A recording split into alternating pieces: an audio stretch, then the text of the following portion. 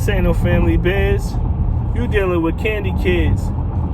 I managed to take advantage of disadvantages.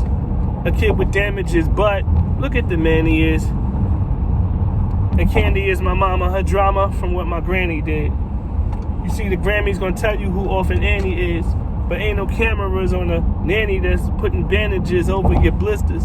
She done whipped you until you're panicking, don't even whisper and stay stiffer than a mannequin. Parents abandoning, foster care, mismanaging. I was forced to care because I stared at Pamela Anderson on the streets, scrambling, trying to be a mechanic or a janitor, a manager, anything on this planet but a manic depressant.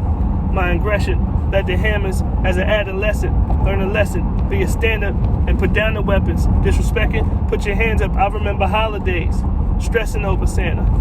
Mama was so old, I said she was my grandma.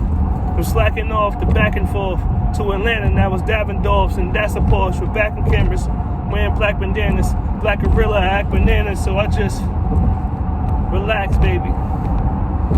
Candy kids in the building. It's another episode. I just want to drop what the intro was gonna be, so I had to get that out. I really gotta delve into what Candy Kids is really about, and due to this corona situation, I can't really go too crazy on like the social workers I want to get involved, the people I know that came from rags to bags that I want to get involved. But the most important person on Candy Kids is me, actually. You know, I'm the reason for the channel. The kid that went from the rags to the bag. And it's to inspire you guys. I definitely put that workout in again today. And we're gonna do a second. I'm doing 2 a days sometimes. So I'm getting the 2 a days in. And we just taking advantage of the opportunities. I see a lot of black people out here, my people, bugging out. They open up Atlanta, everybody acting like it's no corona no more. And even in New York, I still see people moving around like it's no corona. Bruh. Really? You can't be a candy kid being stupid. You can't go from rags to bags being dumb. You gotta have some kind of street smarts, some kind of fortitude. You gotta have endurance. You gotta have patience, resilience. You gotta be able to resist. See, what happens when you become grown and you got money and you got all these things, you got to be able to tell yourself no. And you should be able to tell yourself no. That really makes you a man. By being able to say no, and being able to accept the no. You can't do everything. I used to think it was all about wealth and then health. Nah, man, I'm turning down checks for my health. It's about health, and the result of health is wealth. But the more in shape you are, the more focused you are, the more you're going to get done. And there's 24 hours in a day. So I could chop my day up. I could chop it up to 8 hours. That give me 3 slots. I could chop it up to 4 hours. That give me 6 slots.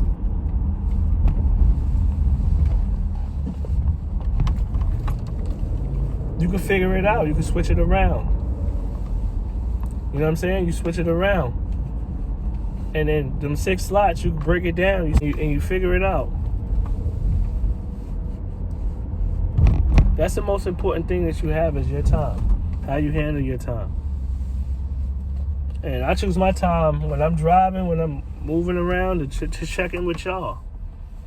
And you heard me rap in the beginning. Now I actually want to break down what that rap was. So when I say this ain't no family biz, you dealing with candy kids, I'm saying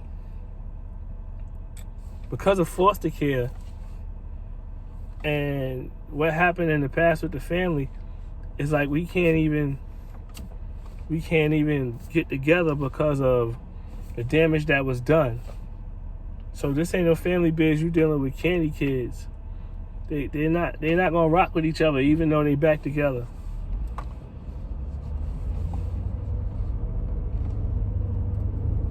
And then I said, I'm thinking as I'm thinking about the rap as I go through this. So yeah, so this ain't no family biz. You dealing with Candy kids. I managed to take advantage of disadvantages. So every time things didn't work out for me, or I'm coming from the situation I come from, people underestimated me and didn't pay attention to me and allowed me to make certain moves that if they was paying attention to, they probably could have blocked it or shut it down. So what looked bad, first it looked bad because nobody actually wanted to do it until I went and did it, and then they seen there was something there. Now they want to shut it down, right? But it's too late. So I managed to take advantage of disadvantages, being a foster kid and not being a foster kid, right? A kid with damages, but look at the man he is. All of that craziness I had to go through and to shake all of that off. And Candy is my mama. Her drama from what my granny did. The grandma was drinking, not taking care of the family, not being a mother, putting mad pressure on my mother, and she couldn't take it. By the time it was time for her to have kids, she was gone, man. She was out of here. See, that's why I said that. See, her drama from what my granny did. So it ain't just start with my mother. It's generational. It's generational. Not only just her mother, but it's other influences too. You see, the Grammys gonna tell you who Orphan Annie is. You know what I'm saying? You know about Antoine Fisher, Orphan Annie. Everybody knows about them, right? But but ain't no cameras on a nanny that's putting bandages over your blisters. She done whipped you until you're panicking. See, they're gonna talk about Orphan Annie, and they're gonna make songs with Orphan Annie. But there's kids that's still in Marcy projects. Jay-Z's made the song Annie from Marcy, but there's people in Marcy probably right now that got somebody watching them for that check and is whooping on them, right? And you too young to tell, and they don't care nothing about you because you ain't really related to them. You know what I'm saying? So they putting bandages over your blisters. She done whipped you until you're panicking. You so scared, you don't know what to do. Don't even whisper and stay stiffer than a mannequin. You know what that is? You getting whooped out. You don't even want to move. You don't even want to you don't want to do nothing so you don't get yourself back in that situation that you was in. Parents abandoning, foster care, mismanaging. They ain't checking on you. They not checking on you. Your parents done left you. Foster care, they you out of here. On to the next. I was foster care because I stayed at Pamela Anderson. What that means is I had to watch the TV. The TV was the babysitter, right? The TV was your babysitter. The TV was raising. You know what I'm saying? When you in them situations, your TV is what they stick you in front of that. Now, my adopted mother, beautiful, excellent, like Jesus, excellent. She never put me in that situation. I'm talking about, you know what I'm saying? See, now I gotta remember the rap. I was foster kid because I stayed at Pamela Anderson, on the street scrambling, trying to be a mechanic or a janitor, a manager, anything on this planet. So, I'm gonna say that again. foster care because I stayed at Pamela Anderson on the street scrambling, trying to be a mechanic or a janitor, a manager, anything on this planet. So when you come about that situation, you get outside, I'm scrambling, trying to put my life together. Trying to be a mechanic, which I am now, a janitor, which I was, or a manager, which I probably end up managing companies and all this type of stuff. Anything on this planet but a manic depressant. You know what I'm saying? Trying to become something, running away from what was supposed to happen to me. Trying to get away from that. Anything on this planet but a manic depression, my aggression led to hammers.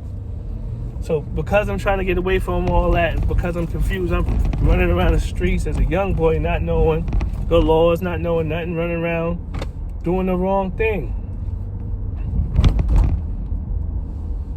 My aggression led to hammers. As an adolescent, learn a lesson, be a stand-up. So as a kid, you learn, hold on. I learned, hold on. Because I was raised with OGs around. You got to be a stand-up. The gun ain't going to save you. None of that. You got to be a man of your word. You got to treat people how you want to be treated. As an adolescent, learn a lesson. Be a stand-up and put down the weapons. Disrespecting, put your hands up. See, when you can fight, where I come from, you scrap it out. You don't clap it out. The new era, they clap it out, right? I remember holidays, stressing over Santa. Am I going to get the Hess truck this year? Am I going to have a Christmas this year? Is it going to be like the other kids? People really going to look out? They really care? Mama was so old, I said she was my grandma. She was 60 years old when she adopted me. So, when I was a kid, I wasn't ashamed, but all the other kids' parents was young, so I knew they wouldn't understand. So, only way for me to explain it to them was to tell people that my mom's was my grandma's when I was young. From slacking off to back and forth to Atlanta. I used to go to Savannah, and I said Atlanta because my family's in Atlanta and Savannah, and Atlanta just rapped a little bit better. And I have been running back and forth to Atlanta. I recently lost a niece, and it was like a horror story, bro. Like one of the worst things you would ever want to go through was to lose a baby, and I lost my baby Nayari. And just running back and forth with family and then getting into the drama with the family after all of this. So that's why I said that. From slacking off the back and forth to Atlanta. Now it's Davidoff's, the cigars. You see me with the cigars. And that's a Porsche backup cameras. You seen the car. Wearing black bandanas, Black Gorilla, I act bananas. So Black Gorilla, we're in a concrete jungle. Being that it's a jungle, we're going to be the gorilla. We're going to be gorillas. And we're going to act bananas over this to get to where we're trying to get to.